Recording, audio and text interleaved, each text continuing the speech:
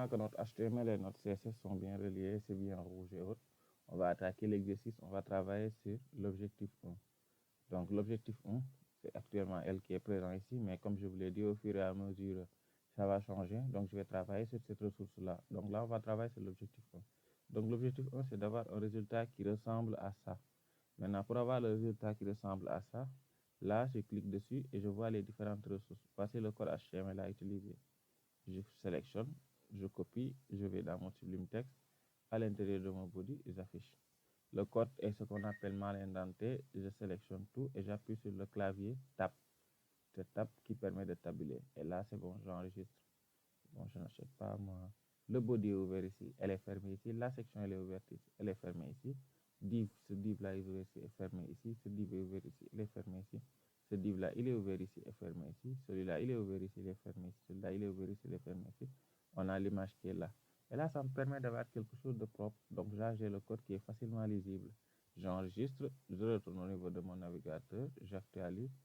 Il y a juste l'image de la personne qui s'affiche, le body rouge, après je vais l'enlever.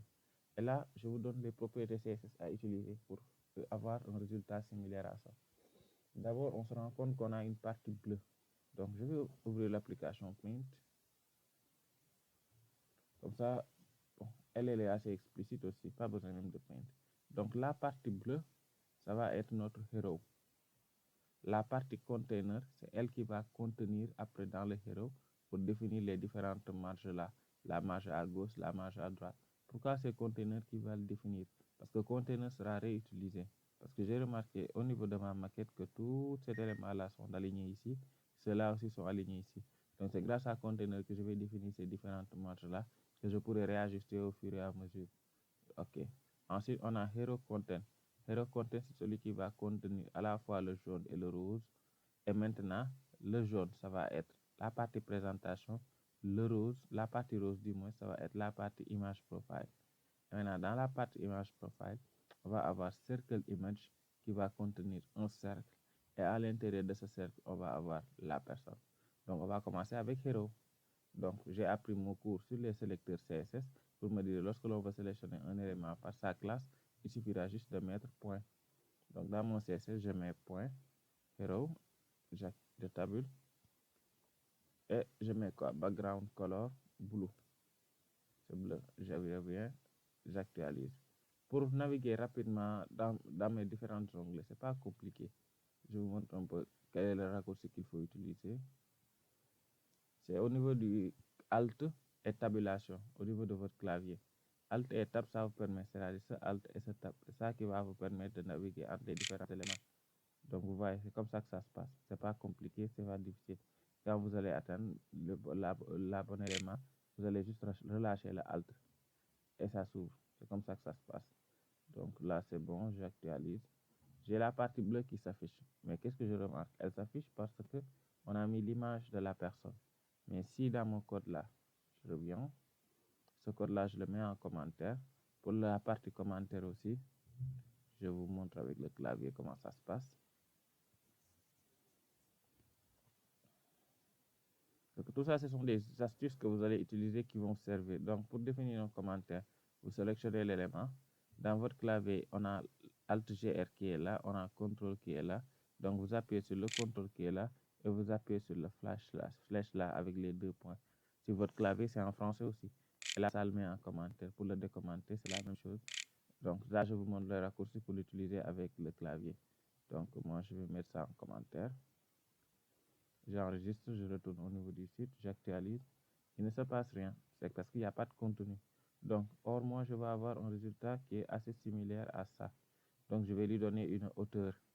Donc, dans mon style, je lui donne une hauteur de, bon, allons-y, 350 pixels. De toutes les façons, après cette hauteur-là, on va la changer. Hein. Elle ne doit pas être fixe, elle doit être mobile. OK. Donc, j'ai la partie bleue qui s'affiche ici, mais j'ai un souci qui est qu'au niveau des bordures là, ça ne prend pas la largeur totalement, même en haut ici. Et tout cela est dû parce qu'il y a des marches. Le navigateur, il est en charge d'interpréter notre code. Donc, lui aussi, il applique des CSS par défaut sur chaque différent type de balise. Et le navigateur, sur les différents éléments de notre HTML, il y applique des marches. Je vous montre, par exemple. Là, je ne vais pas faire de hors-sujet. je vais écrire ici. Mais c'est juste pour vous montrer comment ça se passe. Comme ça, vous allez voir, comprendre un peu le principe du margin. Ok. Je sais pas, ici je vais mettre un H1 que je vais fermer. Juste la flemme d'écrire la balise fermante. Ok. Premier.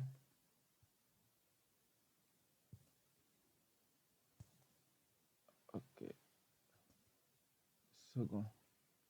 J'enregistre. J'actualise. On a les deux textes, premier et second. Ok. On nous a appris que pour faire du CSS, on peut créer une classe, mais on peut écrire directement le CSS ici. Donc je mets background color pour celui-là, pink. Ici aussi, je mets l'attribut style, background color yellow. Après, je vais l'enlever de toutes les façons. J'actualise. On a nos différents éléments qui sont là. Donc, vous vous rendrez compte que même entre les deux différentes H là, ou bien je peux que c'est les H, hein. Ça peut être une balise P, une balise H. Regardez-moi ici mon mauvais HTML là. Ici, j'ouvre P, je ferme H1.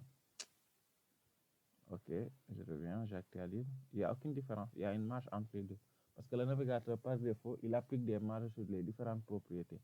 Donc, je vais sur mon cours sur les sélecteurs CSS. Il y a un sélecteur qui m'intéresse, ce qu'on appelle les sélecteurs universels.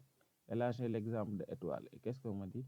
Si j'utilise étoile, cela me permettra de cibler tous les éléments d'un document. C'est-à-dire, si je veux cibler tous les balises HTML, on est d'accord qu'on n'a pas en mémoire toutes les balises HTML. Je vais utiliser le sélecteur étoile.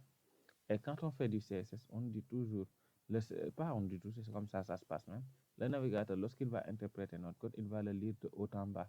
Donc l'instruction qui va demander d'annuler toutes les marges du navigateur, je ne vais pas le mettre tout en bas, mais je vais plutôt le mettre tout en haut.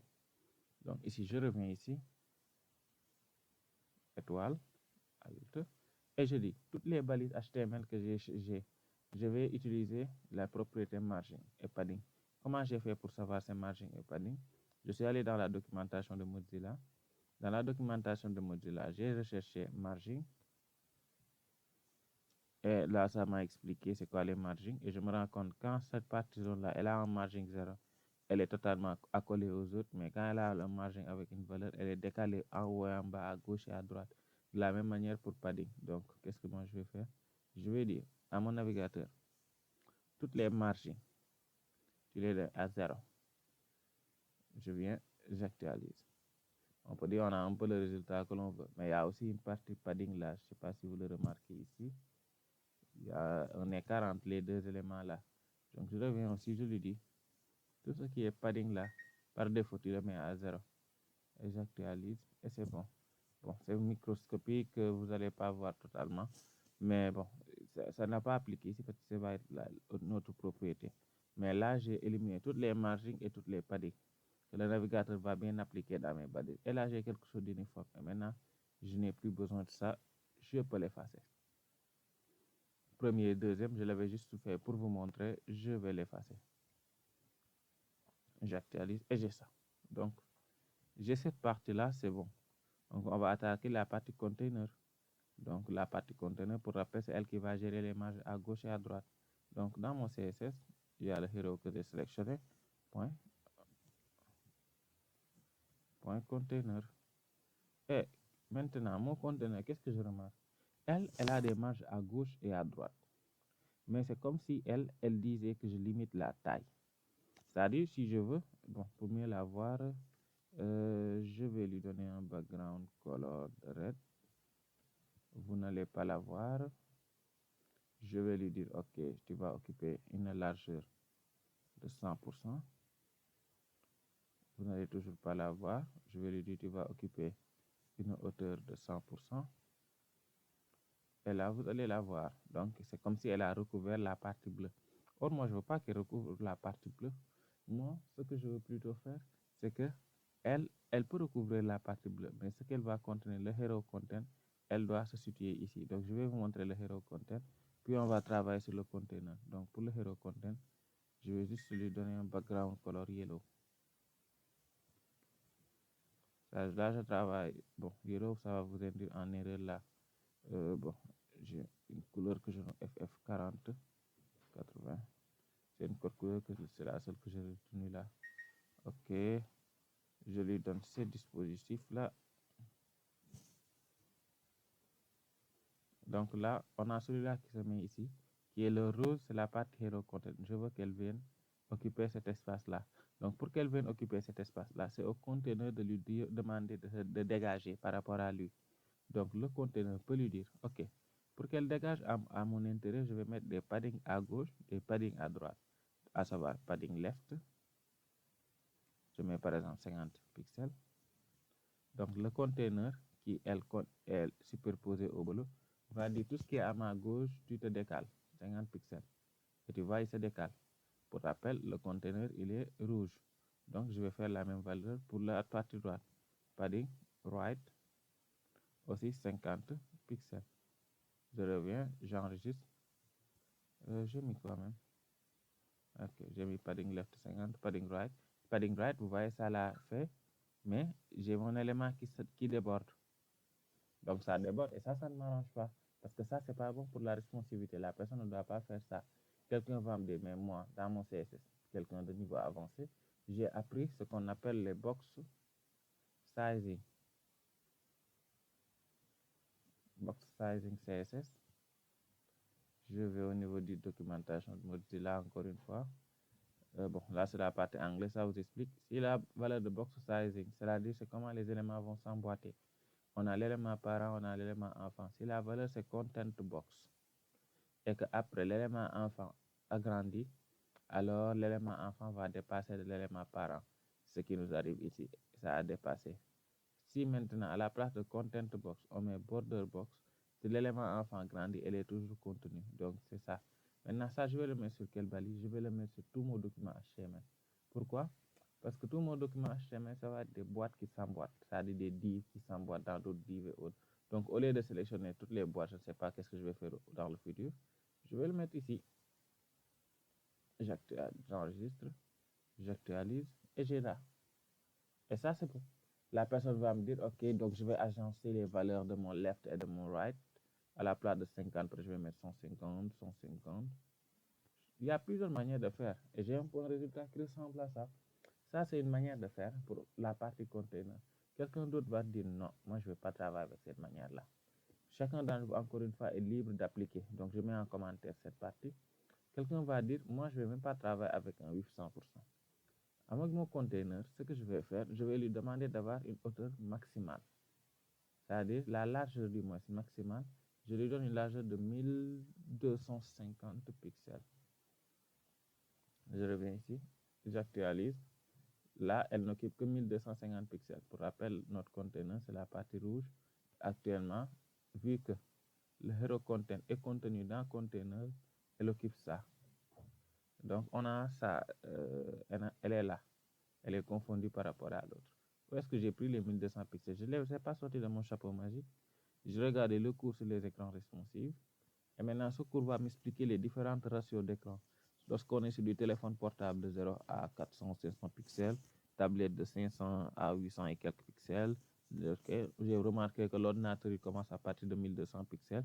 Donc, si la personne me regarde sur au-delà de l'ordinateur, je vais calibrer. Maintenant, en deçà de l'ordinateur, max veut dire que peu importe la valeur, si la taille de l'écran dépasse 1200 pixels, donc là-bas, ça va s'arrêter. Si c'est moins de 1200 pixels, ça va s'adapter et prendre 100% de cette largeur-là. Donc, ça, c'est bon. Tu me dis, mais ça reste, je n'ai pas le même résultat que l'autre. Et là, je vais utiliser une autre sorcellerie, margin 0 auto. J'enregistre, je reviens, j'actualise et bam. J'ai ça. Margin 0 auto va faire quoi? Elle va centrer notre container par rapport à son élément mère. Et là, vu que notre hero content, elle occupe 100% de la largeur qui est la partie rose là, donc elle s'adapte automatiquement. Et là, j'ai aussi un résultat qui est assez similaire par rapport à ça. Donc, je vous ai montré les deux écoles. Il y en a plusieurs autres, encore une fois, entre les goûts et le couleur, ça ne se discute pas. À tout un chacun d'entre vous de voir lequel de ces deux raisonnements l'arrange et va appliquer ce procédé. Moi, je préfère travailler avec Margin 0 Auto, je peux ne pas le faire. Donc, le conteneur, c'est ça. Le background color red, c'était juste fait pour le voir. On ne va pas colorier notre conteneur. Ça ne change rien, c'est bon. Donc, on a là, ce qui nous reste, c'est ces deux parties, la section jaune et la section rose. La section jaune, pour rappel, c'est présentation. La section rose, pour rappel, c'est image profile, présentation. OK. Donc, lui, bon, après, je vais enlever le truc. C'est juste pour vous montrer quelque chose après. Présentation, je le colorie en background color yellow. Parce que c'est jaune. Image profil, je vais le colorier en pink. Background color pink. Je viens, j'enregistre, j'actualise, je n'ai rien. Pourquoi je n'ai rien? Parce que aujourd'hui, mes éléments n'ont pas de largeur. Ils sont coloriés, mais elles occupent quelle dimension? Vu qu'il n'y a pas de contenu, elles vont rester fichées. Là, je travaille avec des valeurs parce que toutes les valeurs viennent de mon height de 350 pixels. Après, dans le futur, si je vais l'enlever, ça va s'adapter par rapport au contenu. Donc là, je mets en place les boîtes. Après, j'enlève la taille là que j'ai fixée ici pour voir les boîtes et tous les éléments vont s'adapter au contenu. Donc, je vais lui demander d'occuper 100% de la hauteur. 100% de la hauteur, ça va être 100% de la partie rose. C'est-à-dire la 100% de hero content. Si celui-là occupe 100% de hauteur, c'est 100% de hero content. 100% de hero content, c'est 100% de container. 100% de container, c'est 100% de hero. Or, hero, c'est 350 pixels. Si jamais hero n'a pas de valeur, tout va s'effondrer. Comme si ici, hero, j'avais enlevé la valeur, je reviens ici, j'actualise, je n'ai plus rien. Donc, tout se base sur cette valeur-là qui, elle, peut changer. Donc, je vais lui demander de prendre une hauteur de 100%. Ici aussi, une hauteur de 100%. Je reviens, j'actualise et j'ai les deux éléments. Pas comme je voulais, mais j'ai la partie jaune, j'ai la partie rose. Et je me rends compte que tous les deux là, ils font ligne à la ligne parce qu'on a appris que les balises vives, ce sont des balises de type bloc. Les balises de type bloc, elles font un retour à la ligne. Et moi, je ne veux pas ça. Je veux changer l'information qui se met sur une même seule ligne. Et là, il y a ce que je vais utiliser la propriété displayFlex sur l'élément mère. Et la propriété displayFlex, pour apprendre c'est quoi, il y a un tutoriel là-dessus. Donc là, je vais utiliser displayFlex. Donc vous voyez ce que j'utilise. J'ai utilisé au niveau de l'exercice ici, margin, padding, background color, displayFlex. Il y a ces deux-là que je n'ai pas utilisé avec border. Width, c'est utilisé et border radius pas encore. Donc là, j'exploite les ressources uno. Seul box sizing, je l'ai vu, c'était quand il y avait un débordement. Mais elle est importante à faire chacune de nos projets. Comme ça, les éléments vont s'emboîter. J'allais vous le montrer plus tard, mais bon, vu qu'on l'a là, on peut l'exploiter. Ça va être le bonus, la partie bonus. Donc, j'en utilise, ouais, display flex. Donc, présentation, image profile sont contenues dans Hero Content. C'est Hero Content qui va leur demander, moi, je me mets en position flexbox, en container. Et là, bam, ils ont disparu. Oh, quel est le problème? Quand je les mets, lorsque je vais regarder la vidéo, vous allez comprendre qu'elles sont tous mises sur la même ligne. Mais vu qu'elles ne travaillent plus sur la hauteur simplement, elles vont aussi travailler sur la largeur. Je vais définir la largeur de chacune d'entre eux, à savoir la partie présentation. Elle va prendre 75% si je veux. Je reviens, j'actualise parce que elle, c'est ça. Ensuite, la partie rose, elle prend 75 plus 25, ça fait 100. 25%. Et puis, bam, j'ai ça. Et là, vous voyez, j'ai un peu le résultat que je veux. Avec quelque chose, une petite différence. La petite différence est que maintenant, en haut et en bas, j'ai la partie bleue qui s'affiche. Ici, j'ai la partie bleue qui s'affiche. Donc, tu vas me dire peut-être pour qu'il y ait la partie en haut et en bas, vu que ces deux-là sont contenus dans Image Profile, c'est dans Hero que je dois demander de les décaler, alors que ça ne doit pas être dans Hero. Par exemple, allons-y dans Hero pour vous montrer Hero. Je mets un padding top de 10 pixels. J'enregistre, j'actualise. J'ai ça. Bon, après la partie rose va s'enlever, bien évidemment. J'ai un padding bottom de 10 pixels. Je vais, j'enregistre. J'ai ça aussi. Je veux que les deux éléments se séparent. Je continue. Bon, la partie rose, je l'enlève. Hein. Non, j'en ai plus besoin. On peut le faire de cette manière-là aussi. Et quelqu'un d'autre aussi peut dire, moi, mon padding là, je ne le mets pas ici. J'actualise, je reviens. Je vais plutôt le mettre au niveau de mon hero content. J'ai le même résultat. Donc, vous voyez, chacune a sa propre politique de faire et peu importe l'un ou l'autre sur lequel vous travaillez, vous aurez quelque chose de bon. Bon, je le laisse ici, c'est le même résultat. Je veux que les deux éléments se séparent. Dans les vidéos Flexbox, on m'a expliqué que pour séparer deux éléments en flex, je peux utiliser la propriété gap. Ici, je peux utiliser gap 10 pixels. Je reviens, j'actualise, elles se sont séparées. Quelqu'un d'autre dit man jànguma gap, je vais utiliser une autre alternative. Donc je vais dire à la partie rouge de s'écarter à la gauche par rapport à la partie jaune. Qu'est-ce que je vais utiliser? Je vais utiliser margin left.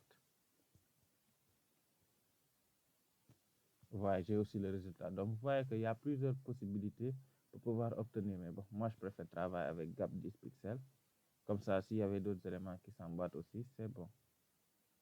J'actualise, j'ai le résultat. Donc j'ai ça, j'ai ça, j'ai ça. Il me reste juste la partie cercle. Donc la partie cercle, c'est cercle image. Je reviens ici. Au niveau de mon CSS, je peux mettre point cercle image. Pour faire un cercle, il faut d'abord faire un carré. Je lui donne une hauteur de 150 pixels par exemple. Une largeur de 150 pixels. Je reviens, j'actualise, il n'y a rien qui se passe. Comment avoir ça? Je vais utiliser la propriété border qui, elle, est ici pour tracer les bordures. Donc, je mets border. Je lui dis les bordures vont avoir une épaisseur de 1 pixel. Elles vont être de type solide, ça va être des traits contenus. Elles vont être coloriées en noir. J'ai appris c'est quoi border en me rendant sur la documentation de Mozilla. J'actualise, bam, j'ai le carré qui est là. Maintenant, comment faire un carré d'un cercle? Il faut utiliser la propriété border radius. Et la border radius, la valeur de la border doit être la moitié de la hauteur ou la moitié de la largeur vu que c'est un carré. La moitié de 150, c'est 75 pixels. Je reviens, j'actualise et j'ai le cercle. Quelqu'un d'autre va me dire non, 75 parce que je peux changer celui-là. Si celui-là, je ne travaille plus sur ça. Par exemple, je travaille sur, je mets n'importe quoi, 250 pixels. Je vais me retrouver à devoir refaire les calculs. Quelqu'un d'autre va dire, moi, je vais plutôt utiliser ici 50%. Comme ça, peu importe la valeur, ça va s'adapter. Ici, c'est 250, c'est un cercle. Ici, c'est 150. J'actualise, c'est aussi un cercle. Maintenant, l'autre étape, ça va consister de mettre le cercle au milieu. Donc, vous voyez, j'ai utilisé border radius. Il ne me reste que ces deux-là que je n'ai pas encore utilisé. Comment mettre le cercle au milieu? J'ai réappris mon truc sur DisplayFlex. La partie rose va demander au cercle de se positionner dans son centre. La partie rose, c'est toi. Et je lui dis DisplayFlex. J'ai appris le cours, je comprends ce que fait chaque valeur. Justify Content Center. Justify Value Center va le centrer horizontalement. Ensuite, je vais utiliser la dernière pour le bien le centrer. Align Items Center. Je reviens, j'actualise. Bam. Mon élément est parfaitement centré. Et c'est bon. Donc là, qu'est-ce qu'il me reste à faire? Afficher l'image. L'image, je peux maintenant le décommenter. J'ai l'image, j'actualise. L'image ne s'affiche pas, mais je vois image de la personne. L'image de la personne, c'est l'alt. C'est-à-dire, si la source de l'image que vous lui avez dit n'est pas bonne, c'est la valeur de alt qui va s'afficher. Comme ça va me permettre de savoir quelle image est concernée. Donc, mon image n'est pas que photo.png, mais photo.png se trouve dans le dossier image. Donc, ici, je dois mettre image avec s / photo.png. Maintenant, si je reviens dans mon site, j'actualise, j'ai l'image qui s'affiche. Maintenant, j'ai l'image qui s'affiche, mais qui déborde. Or, je ne veux pas de ça. Ça, c'est parce que l'image, elle s'affiche dans sa dimension normale.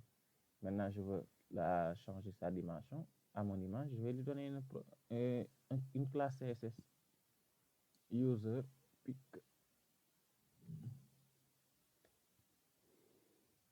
Je copie. Je reviens dans mon CSS. Non. Parfait. Donc, ça ne change en rien. Je lui donne une hauteur et une largeur. Je lui demande de prendre la hauteur et la largeur du cercle. C'est quoi la hauteur et la largeur du cercle? Parce qu'ici, ça peut changer. Au lieu de lui donner les valeurs là, je vais lui dire prends 100%. Vu qu'elle est emboîtée dans un élément qui a une dimension, là, les 100% peuvent marcher. Mais si l'élément n'a pas de dimension, dans ce cas-là, les 100% ne marchent pas. Et là, ça s'emboîte. Maintenant, ça s'emboîte, mais lui, il a oublié que celui-là aussi, c'était un cercle. Donc, il va falloir que lui aussi se mette en position cercle. Et là, qu'est-ce qui va se passer? Quelqu'un va me dire, de la même manière que j'ai dit au cercle, j'ai tracé un carré pour faire un cercle avec border radius.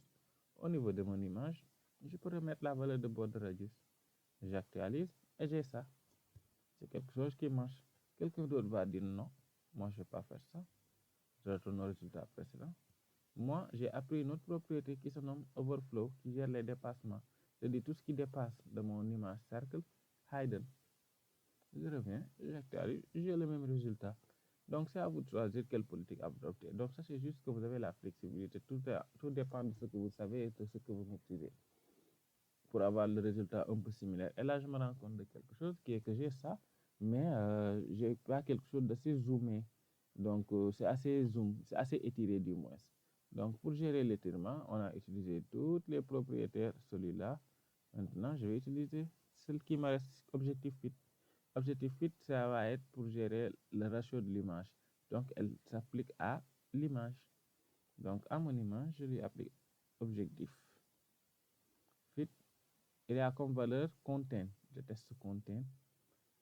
Comment je sais les différentes valeurs? Encore une fois, le site de Mozilla. Je tape ma balise. Objectif-fit CSS. Il t'explique, il y a fill, il y a contain, il y a cover, il y a none. Moi, je teste avec fill, c'est la valeur par défaut. Je teste avec contain. J'ai enregistré, je reviens, j'actualise. Elle est bien contenue, mais elle ne s'applique pas comme le ratio que je veux. Donc, je vais essayer cover. Je reviens, j'actualise. Bam, j'ai quelque chose d'assez propre et d'assez clean, comme le veut l'exercice qui est là. Bon, dans l'exercice, l'image est un peu étirée, mais bon, c'est pas ça aussi que l'on veut. Et donc là, j'ai le résultat escompté de l'objectif 1. Là, j'ai quelque chose qui est assez potable, qui ressemble à s'y méprendre à l'objectif attendu.